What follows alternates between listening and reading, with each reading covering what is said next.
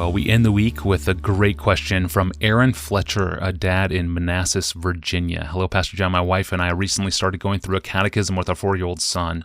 We've had a hard time explaining to him what it means to glorify God. The best definition I can come up with is to glorify God is to worship Him like we know how important He is. But that seems inadequate. Do you have any advice on how to communicate such a huge concept to young children in a clear way? Yes, I do.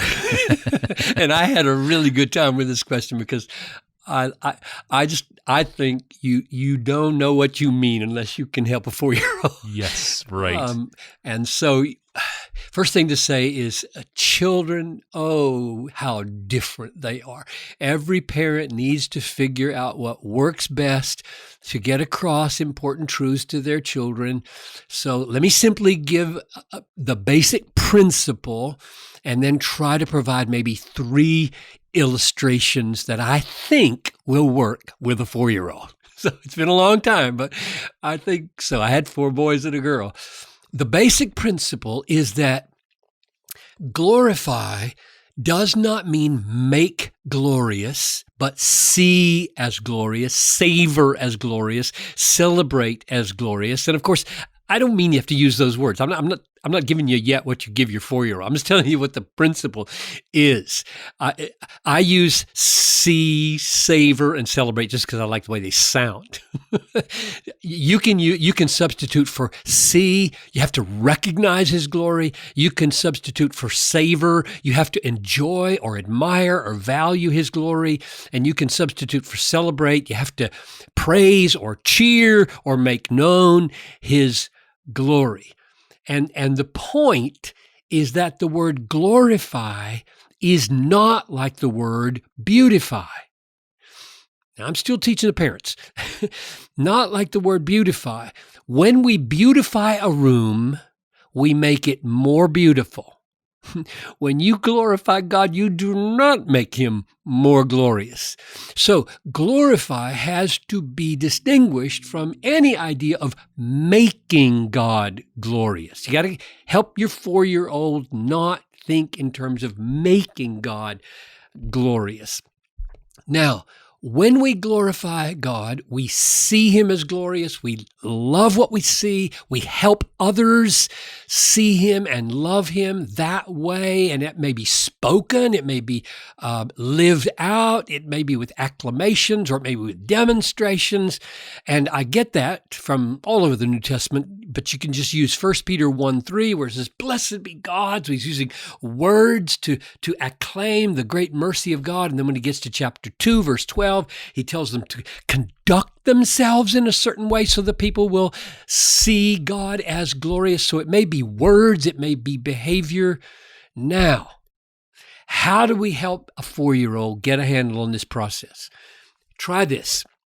Most 4-year-olds can get the idea that some things are small and some things are really, really big.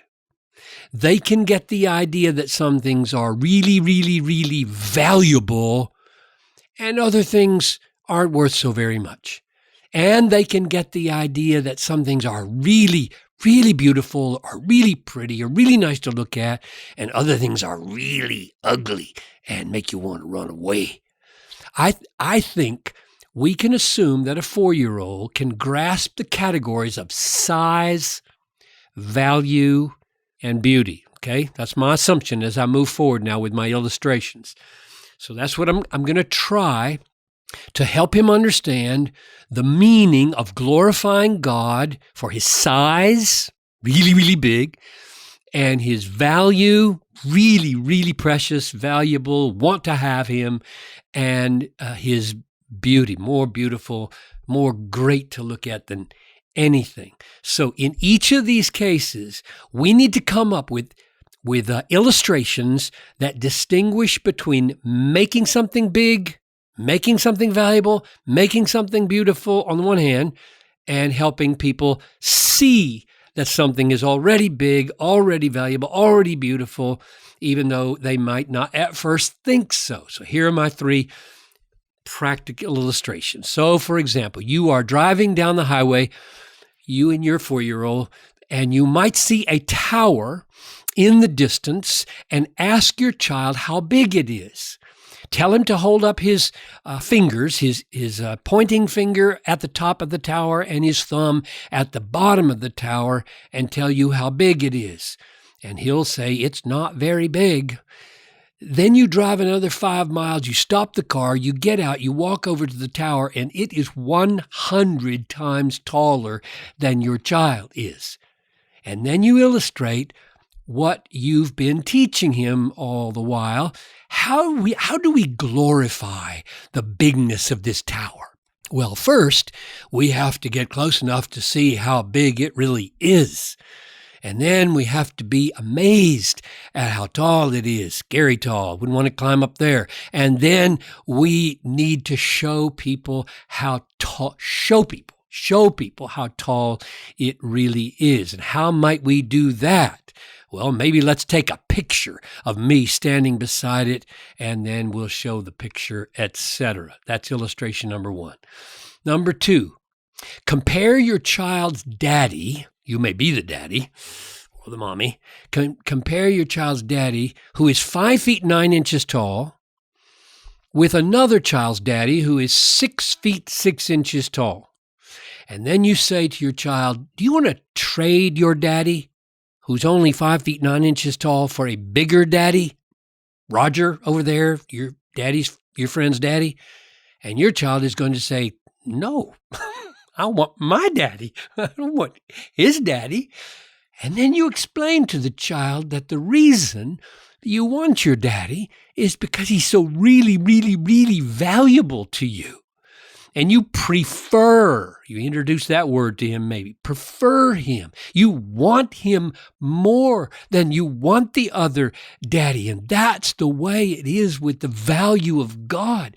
When you know God and how really valuable he is, you want him more than you want anything else. And when you want your daddy over all other daddies, you glorify the value of your daddy. Doesn't matter whether the other daddy's taller. And when you want God over everything else, you glorify the value of God. Last illustration, number 3, regard to beauty. There are stories that your child reads or videos that they watch in which there is a very, very ugly, evil character. And then there's a hero who is gallant and strong and handsome. And clearly your child is happy when the hero appears and wins the day, and is glad when the ugly, dangerous villain is dispatched, put away, done for. And then you explain to your child what the beauty of character is. It's not just like the beauty of sunsets or flowers. It's the beauty of strength and wisdom and all of that in the service of being a good hero and a loving hero. And you ask your child, how do we glorify that character? How do we glorify the strength and the wisdom and the goodness and the love, the beauty of this hero? And then you can help him see that you glorify him by cheering when he appears in the story, and by being glad when he wins, and by telling other people how great he is and how beautiful he is, and compared to that ugly villain that sometimes dresses up in an attractive suit. We don't make the tower tall, and we don't make the daddy valuable, and we don't make the hero beautiful. We glorify the size and the value and the beauty by seeing it for what it is, and by being glad that it is that way, and then by acting and speaking in a way that shows other people what we see and what we love. And I think a 4-year-old can get this. And with every passing year, may God grant that his grasp goes deeper and deeper.